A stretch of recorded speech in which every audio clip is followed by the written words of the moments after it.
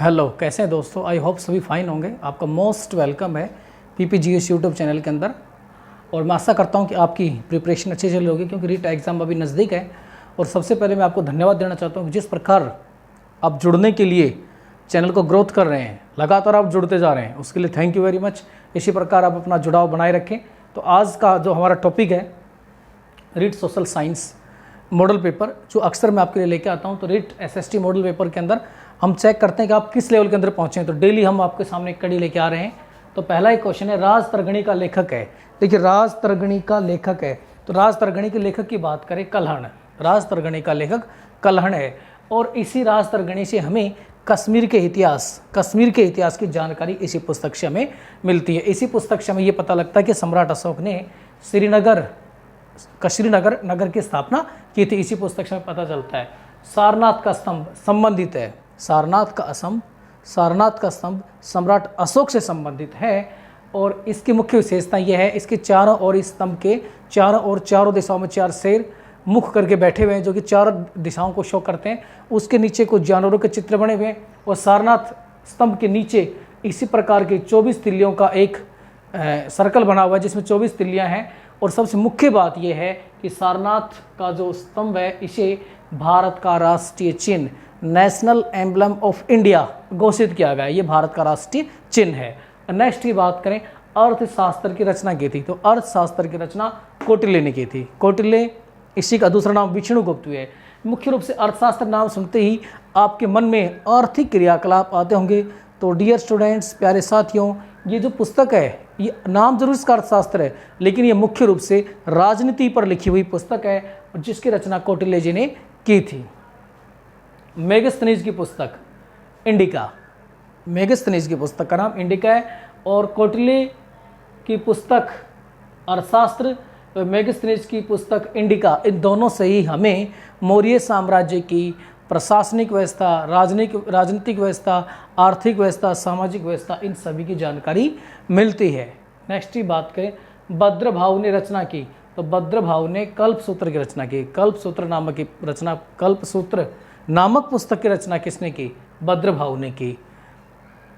देखिए, हम अंदर से क्वेश्चन निकाल रहे हैं ताकि आप अपनी तैयारी को बेस्ट से बेस्ट कर सकें। बस आप लगातार इसी प्रकार, जिस प्रकार आप जुड़ने लगे हैं, इसी क्रम को आगे बढ़ाते जाइए, ताकि अपना एफर्ट्स तब उस लास्ट कोने पे बैठे उस बच्चे तक भी हमारा एफर्ट्स जाना चाहिए। हर्ष का राज्याभिषेक हुआ था। तो हर्ष का राज्याभिषेक 606 ईस्वी में हुआ था। 606 ईस्वी में राज्याभिषेक हुआ था। 643 ईस्वी में हर्ष की मृत्यु हुई थी। प्रियदर्शिका रत्नावली नागनंद, ये किसके द्वारा रचित हैं? हर्ष के द्वारा लिखे हुए 3 नाटक हैं। और इनकी रचना संस्कृत भाषा में हुई थी। 3 नाटक हैं जिनकी रचना स्वयं हर्ष ने की थी। हर्ष स्वयं विद्वानों का आश्रयदाता होने के साथ साथ स्वयं एक विद्वान, एक इंटेलिजेंट पर्सन था। उसके दरबार में बहुत सारे विद्वान व्यक्ति रहते थे। 3 नाटक हैं। हर्षचरित्र कादम्बरी की रचना की।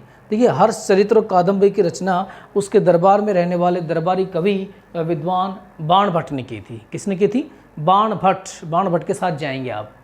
पृथ्वीराज रासो की रचना किसने की थी? चंद्रवरदाई ने। चंद्रवरदाई पृथ्वीराज चौहान के दरबार में रहने वाले कवि भी थे और पृथ्वीराज चौहान के मित्र भी थे। तो बहुत इंपॉर्टेंट है, अक्सर कॉम्पिटिशन एग्जाम में ये पूछा जाता है कि पृथ्वीराज रासो की रचना किसने की? चंद्रवरदाई ने की। किसने की? चंद्रवरदाई ने की। पूर्ण स्वराज्य का प्रस्ताव पास हुआ। पूर्ण स्वराज्य, कंप्लीट इंडिपेंडेंस का जो प्रस्ताव है, ये कांग्रेस का एक सेशन हुआ था। ये कांग्रेस का सेशन लाहौर के अंदर हुआ था। इस सेशन की अध्यक्षता पंडित जवाहरलाल नेहरू ने की थी। और इसी सेशन में ये मांग रखी गई थी कि हमें सिर्फ कंप्लीट इंडिपेंडेंस, अर्थात पूर्ण रूप से स्वाधीनता चाहिए। इसका प्रस्ताव पास किया गया था 31 दिसंबर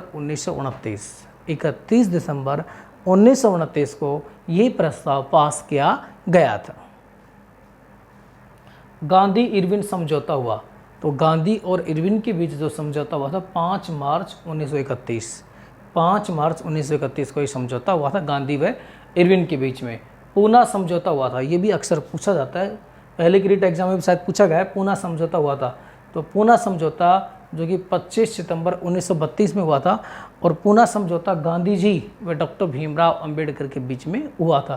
क्योंकि डॉक्टर भीमराव अंबेडकर मैं कहूँगा कि इसके अंदर ये डिमांड कर रहे थे कि लगातार जो दलित समाज है, जिन्हें अस्पृश्य समझा जाता था, उस समाज के लिए भी जिस प्रकार मुस्लिमों को अलग निर्वाचन प्रक्रिया के अंदर अलग उनकी कम्युनिटी के लिए अलग कुछ सीटें रखी गई थी, उसी प्रकार जो दलित समुदाय के लोग हैं उनके लिए भी एक प्रकार से हिंदुओं से अलग करते हुए अलग कुछ सीटें आरक्षित रखी जाएं, है ना, इलेक्शन के लिए। तो गांधी जी ने इस चीज़ का विरोध किया था और गांधी जी इस समझौते के खिलाफ एक प्रकार से आमरण अनशन पर बैठ गए थे, और मदन मोहन मालवीय जी और अन्य नेताओं के प्रयास से गांधी जी व डॉक्टर भीमराव अंबेडकर के बीच में ये समझौता करवाया गया था।